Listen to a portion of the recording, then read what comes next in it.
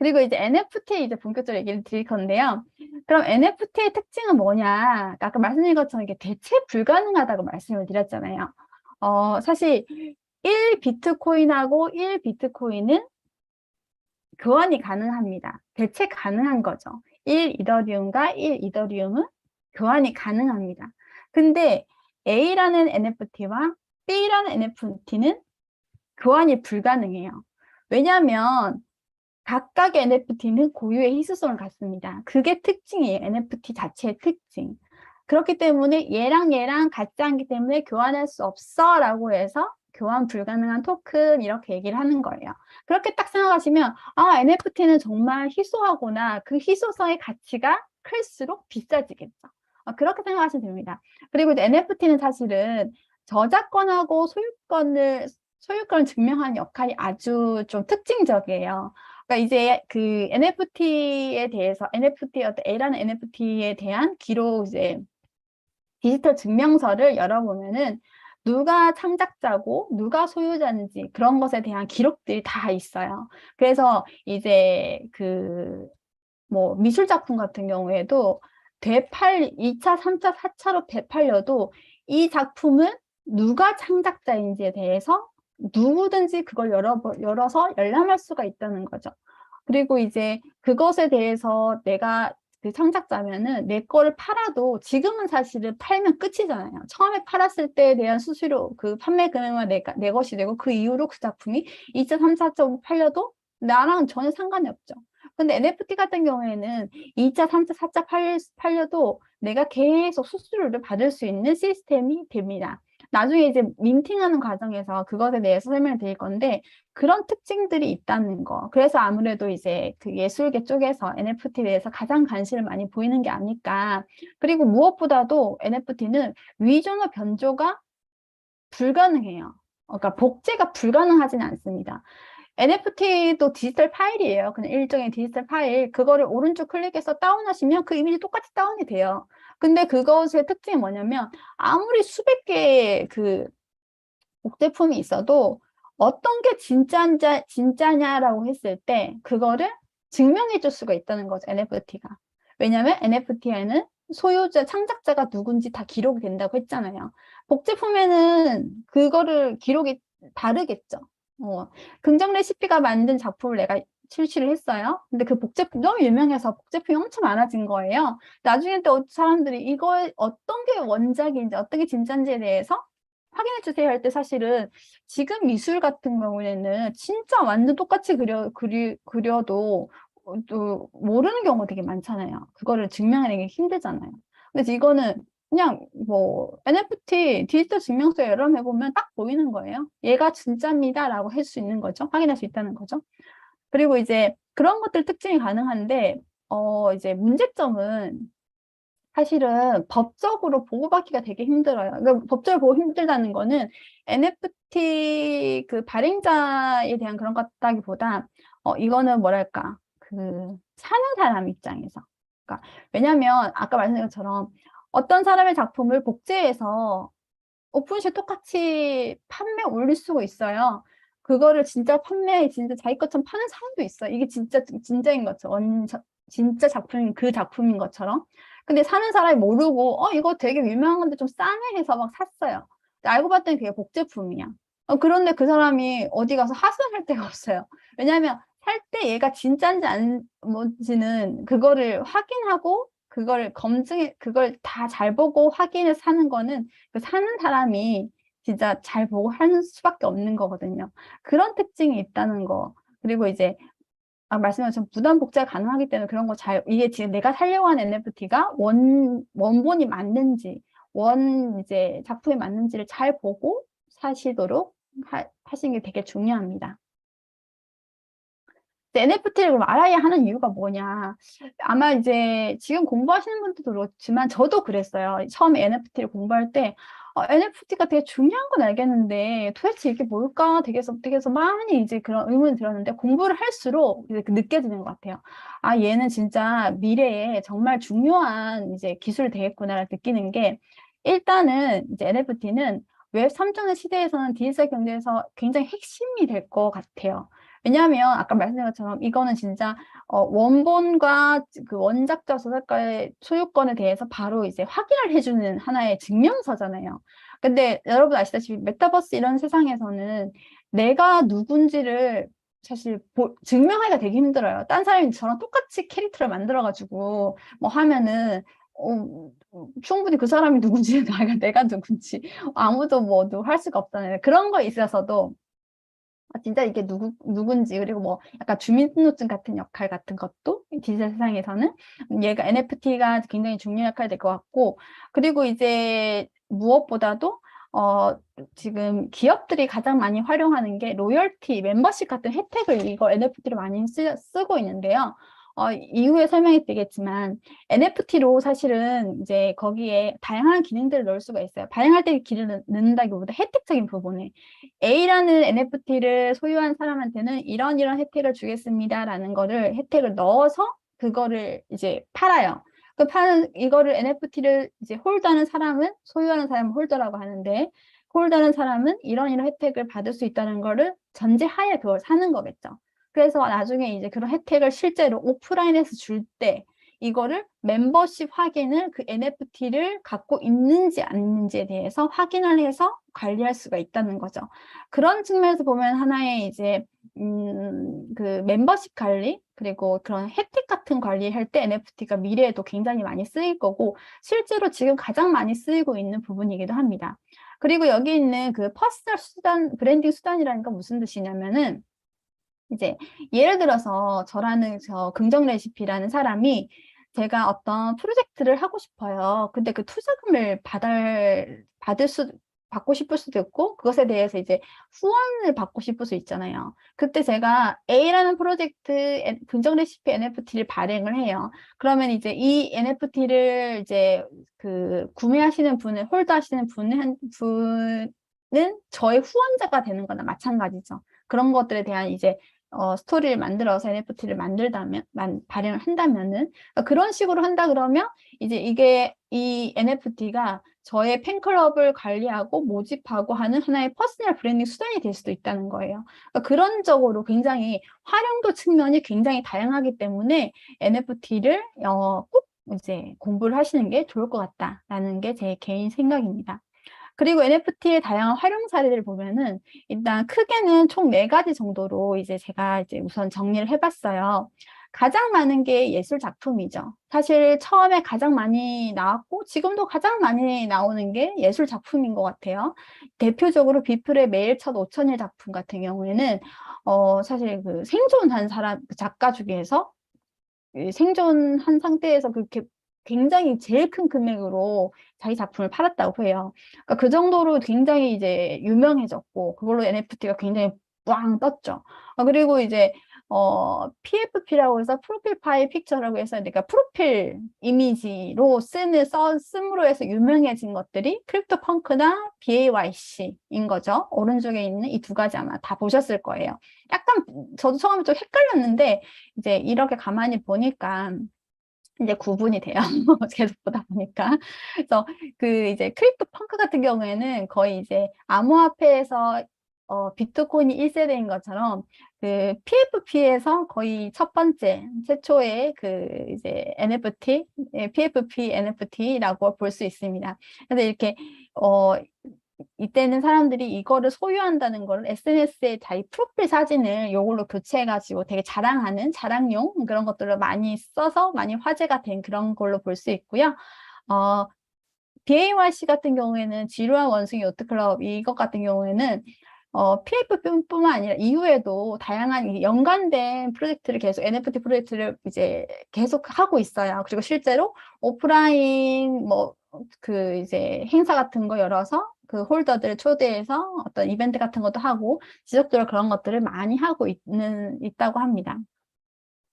그리고 디지털 품질 보증서라고 해서 최근에 이제 그런 다양한 기업들, 다양한 사례들이 쏟아지고 있는데 그 중고거래 앱 중에서 번개장터라고 있어요.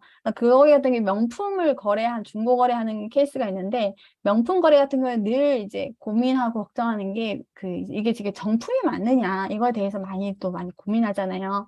근데 이거를 그 디지털 이제 품질 보증서로 NFT화 해가지고 확인할 수 있게 해주는 서비스를 시범으로 한다고 하더라고요. 그러니까 이제, 어, 왜냐하면 NFT가 이 소유자가 뭐고 이게 정품이고 맞고 이걸 해주는 역할이 있다고 했잖아요. 그러니까 그거를 이 명품이 진짜고 이게 소유주가 누구였고 그래서 이 사람한테 내가 산다. 이런 걸로 이제 확인을 하는 기능을 여기다가 이제 접목을 시킨 케이스인 거죠. 그리고 멤버십 혜택은 사실 지금 이제 기업들이 사실 가장 많이 쓰고 있는 방법이긴 해요. 이제 최근에 7월 정도에 신세계 푸빌라 NFT를 발행을 했었고, 그리고 최근에 8월인가에 롯데홈쇼핑에서 벨리고 NFT를 발행을 했죠. 이 두 개의 공통적인 약간 특징은 이건 하나의 멤버십 혜택 같은 거였어요. 뭐 신세계 푸빌라 NFT 같은 경우는 푸빌라 NFT를 홀더하고 있는 사람한테 중에는 뭐 등급별로 다르긴 하지만 신세계 백화점 이용할 때 뭐 어떤 할인권 아니면 어떤 혜택 이런 것들에 대해서 이제 주는 그런 걸 진행을 하고 있고, 그리고 벨리고 NFT 같은 경우에도 자기 집에 롯데가 이제 그 연관된 자사들이 되게 많잖아요. 그래서 약간 그 롯데타워 이용하는 숙박에 대한 혜택, 그리고 뭐, 롯데 그 놀이기 시설, 롯데월드, 네, 롯데월드 그 이제 입장에 대한 혜택 이런 것들을 주는 식으로 그런 혜택들을 이용한 이제 기업들의 콜라보 이제 NFT 활용들이 점점 늘어나고 있는 것 같아요. 그래서 여러분들이 뉴스 같은 거 보실 때 그냥 다 펼쳐서 보면 이해하기 힘든데 아 요거는 요거구나 요런 그 항목이구나 이렇게 참고하면서 보시면은 조금 더 공부하는 게 쉬울 수 있을 것 같아요. 그리고 NFT의 필수 개념 몇 가지 정리해봤습니다. 물론 NFT에 대해서 굉장히 다양한 개념들이 되게 많아요. 근데 다 공부하려다 보면은 정말 힘들죠. 근데 이제 그 중에서도 이제 자주 보이는 것들 몇 가지만 일단 이제 알고 계시면 좋을 것 같아서 정리해봤는데, 이제 민팅하고 리스팅은 조금 다른 개념인데, 사실은 사람들이 민팅을 리스팅하고 같은 개념으로 많이 쓰고는 있어요. 근데 이제 정확히 이제 다시 설명드리면, 민팅은 말 그대로 이 어떤 파일을 뭐 그림이든 영상이든 사진이든 어떤 파일을 NFT화하는 변환하는 과정인 거예요.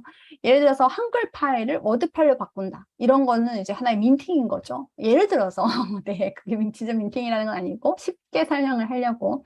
그러니까 이제 민팅은 진짜 이걸 어떤 파일을 NFT 파일로 만든 거예요. 거기까지가 끝이에요. 근데 이거를 제가 가격을 붙여서 판매를 하고 싶으시잖아요. 그럼 그때는 리스팅을 해야 되는 거예요. 그거는 이제 민팅된 걸 리스팅까지 해야 그 거래소에 내가 판매 가격까지 딱 세팅이 돼서 올라가는 거예요. 이제 간혹 가다가 물론 민팅까지 해서 거래소에 올릴 수도 있습니다. 근데 이제 그렇게 보면 이제 그 소비자 입장에서는 가격표가 없는 물건인 거죠. NFT인 거죠. 가격표를 붙이려면 리스팅까지 해야 됩니다. 이거는 그 나중에 민팅 과정 실전할 때 제가 알려드릴 거예요. 그리고 에어드랍은 많이 들어보셨겠지만, 무료로 나눠주는 이벤트를 한다, 이런 개념이에요. 그러니까 약간 이제 그 처음에 홍보하기 위해서 뭔가를 오픈할 때, 에어드랍 이벤트를 많이 하죠. 그러니까 에어드랍 한다 그러면 무료로 나눠주겠습니다 이렇게 하고요. 보통 참여하려면은 무슨 전자지갑을 보내주세요, 뭐 좋아요 눌러주세요 이런 것들이 단계들이 있어요. 만약에 참여하시고 싶으시면 그런 것도 참고해서 하시면 되고요. 바닷가는 말 그대로 이 NFT가 발행되고 나서 거래되는 가격 중에서 가장 낮은 수준의 가격이 을 바닷가라고 합니다. 그럼 내가 어떤 NFT를 가지고 있는데 에어드랍을 받았어요. 그거를 이제 판매를 하시고 싶은데 가격을 얼마 정도로 해야 될지 헷갈린다 모르겠다 싶으면 그 프로젝트에 바닷가를 참고하면 됩니다. 네. 그러면은 이제 기준순이 생기겠죠? 그리고 이제 가습이라는 거는 앞서 말씀드린 것처럼 어쨌든 이 NFT를 내가 올리거나 뭐 사거나 거래할 때는 수수료가 들어요.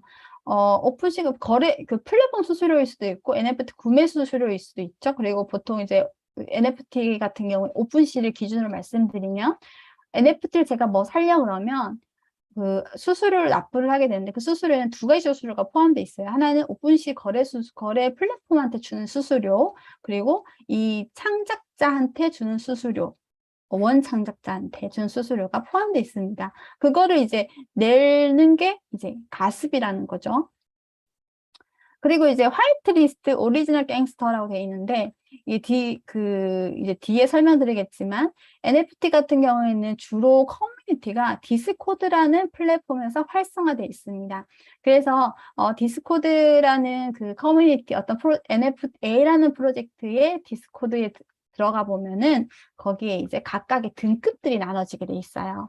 저희가 네이버 카페 같은 거 활동하면 등급 나눠지죠. 거기에서 뭐 세탁 등급, 뭐 무슨 등급이 나눠지잖아요. 그런 등급처럼 이 NFT 프로젝트들도 각각의 등급들을 나누는데 진짜 그 프로젝트의 초창기 멤버, 굿잭으로 생각하면 시조새 같은 그런 것들은 오리지널 갱스터, OG라고 합니다. 그 사람들한테는 정말 상위 레벨인 거죠. 그래서 약간 뭐 NFT를 민팅할 때 그런 등급한테는 에어드랍식으로 주기도 하고 되게 저렴한 가격으로 살 수 있는 그런 그 할인 기간을 열어주기도 합니다. 그 다음 레벨이 화이트 리스트라고 해서 일명 활이라고 하는 등급이 있어요. 그래서 약간 이제 어떤 NFT 프로젝트 같은 경우에는 어떤 행사를 하거나 어떤 걸 참여를 하면은 활이 등급을 드리겠습니다. 이런 경우들이 있어요. 그거는 이제 오지까지는 아니지만 어느 정도 혜택이 있는 거죠. 그래서 뭐 활이도 이제 NFT를 좀 저렴한 가격에 살 수 있는 혜택들도 주어지기 때문에 유명한 프로젝트 같은 경우에는 이 활이 등급을 얻기 위해서 커뮤니티 활동이나 뭐 홍보 활동을 되게 열심히 하는 그런 것들도 있어요. 네. 그리고 NFT 거래할 때 필요한 것이 총 4가지가 있는데 그중에 첫 번째가 전자지갑입니다.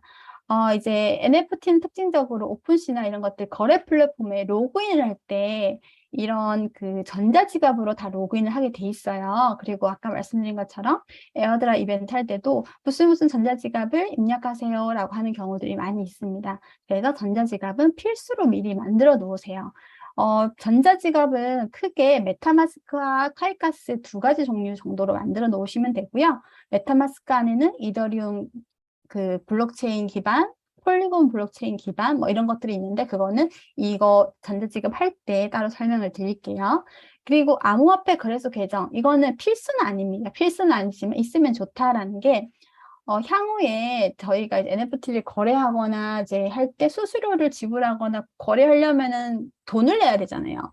물론 이제 프로젝트 그 플랫폼에 따라서 요즘에는 신용카드로 결제되는 곳들도 많이 있습니다만 아직은 그래도 암호화폐로 결제해야 되는 경우들이 있어요. 그럼 제 전자지갑에 해당 암호화폐가 있어야 살 수가 있는 거거든요. 그러려면은 암호화폐 거래소에서 해당 암호화폐를 사서 제 전자지갑으로 송금을 해야겠죠. 네, 그렇게 하려면은 암호화폐 거래소에서 계정을 만들어서 암호화폐를 사서 보내고 이렇게 해봐야 되는 거죠. 그리고 트위터 아이디 이것도 필수는 아니지만 있으면 좋습니다. 그 이유는 이제 특이하게도 NFT 초창기에 트위터에서 굉장히 이제 그 NFT 하시는 분들이 커뮤니티가 활성화됐다고 해요. 지금도 그래서 주요 프로젝트 같은 경우에는 필수적으로 이제 프로젝트가 오픈했다 하면은 트위터를 먼저 개설하고 그 다음에 디스코드 개설하고 이런 식으로 운영을 해요. 그래서 NFT 이제 세신 뉴스 같은 거를 팔로우하거나 이제 계속 체크하시고 싶으시면 트위터에서 이제 체크를 하시는 게 가장 빠르다고 합니다. 그래서 트위터 아이디를 이제 만들어서 트위터 이제 NFT 계정들 보고 이렇게 하는 게 좋고, 그리고 오픈시에서 요즘에 워낙 이제 그 본인 계정, 사칭 계정들이 좀 많이 있는 이슈가 있다고 해요. 그래서 본인이 맞는지 여부를 인증할 때 그 본인의 트위터 아이디 계정을 연결하는 그런 서비스도 있어요. 이거는 필수로 연결하는 건 아니지만 이제 있으면 좋다 이런 겁니다. 그리고 디스코드 아이디 옆에 지금 보시면은 이제 이 까맣게 있는 이게 디스코드 그 플랫폼 제가 캡처해 놓은 거예요. 저도 처음에 디스코드 들어갔을 때 너무 정신이 없는 거예요. 너무 안 봤던 스타일인 거예요. 그래서 저도 적응을 지금 하는데 한참 걸리긴 했는데 지금은 좀 많이 익숙해졌습니다.